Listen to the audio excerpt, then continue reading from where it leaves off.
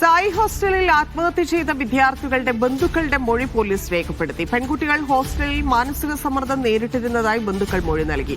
കുട്ടികളുടെ ആത്മഹത്യയിൽ സായിയും അന്വേഷണം ആരംഭിച്ചു. ഡൽഹിയിൽ നിന്നുള്ള സംഘം ഉടൻ കൊല്ലം സായി ഹോസ്റ്റലിലെത്തി അന്വേഷണം നടത്തും. ഹോസ്റ്റലിലുണ്ടായ പല കാര്യങ്ങളും ഇൻചാർജ് റിപ്പോർട്ട് ചെയ്തില്ലെന്നാണ് പ്രാഥമിക കണ്ടെത്തൽ. ലിജോ റോളൻസ് ചേരുന്നു. ലിജോ, ഗുരുതര വിഷയങ്ങളുണ്ട്. അതിൽ പോലീസിന്റെ മൊഴിയെടുപ്പാണ് പുരോഗമിക്കുന്നതെന്ന് മനസ്സിലാക്കുന്നു. എന്തൊക്കെയാണ് തുടർ നടപടി?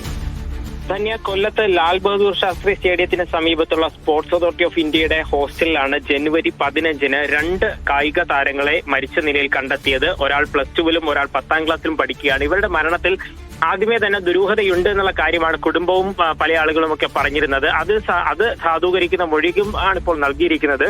തങ്ങളുടെ മക്കൾ ആത്മഹത്യ ചെയ്യില്ല എന്നുള്ള മൊഴി തന്നെയാണ് ഇരു കുടുംബവും നൽകിയിരിക്കുന്നത്. കാരണം തലേദിവസം സംസാരിക്കുമ്പോഴും മറ്റു പ്രശ്നങ്ങളൊന്നും ഉണ്ടായിരുന്നതായി തോന്നിയിരുന്നില്ല എന്നുള്ളൊരു കാര്യം അറിയിച്ചിട്ടുണ്ട്. കുട്ടികൾ അവിടെ മാനസികമായിട്ടുള്ള പീഡനം നേരിട്ടിരുന്നതായുള്ള കാര്യവും പറഞ്ഞിട്ടുണ്ട്. വാർഡനും ഇൻചാർജും ഇവർ രണ്ടുപേർക്കെതിരെയുള്ള മൊഴി ലഭിച്ചിട്ടുണ്ട്. എന്തായാലും പോലീസ് ഇപ്പോൾ പാരിപ്പള്ളി മെഡിക്കൽ കോളേജിൽ ഈ പോസ്റ്റ്മോർട്ടം നടപടികൾ നടത്തിയ ഡോക്ടർമാരുടെ മൊഴി ഉൾപ്പെടെ രേഖപ്പെടുത്തുകയും ചെയ്തിട്ടുണ്ട്.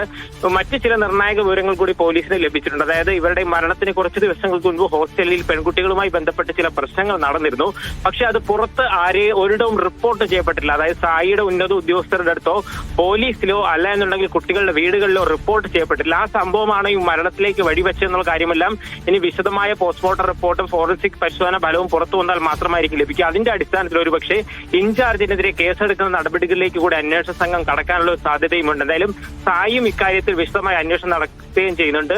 കേന്ദ്ര സർക്കാരിന് കീഴിലുള്ള ഒരു സ്ഥാപനത്തിൽ ഇത്തരത്തിൽ മരണം സംഭവിച്ചത് അവർക്കും വലിയ ക്ഷീണം ഉണ്ടാക്കിയിട്ടുണ്ട്. അതുകൊണ്ട് തന്നെയാണ് ഡൽഹിയിൽ നിന്നുള്ള ഉന്നത ഉദ്യോഗസ്ഥർ സ്ഥലത്തെത്തി പരിശോധന നടത്തുക. ധന്യ.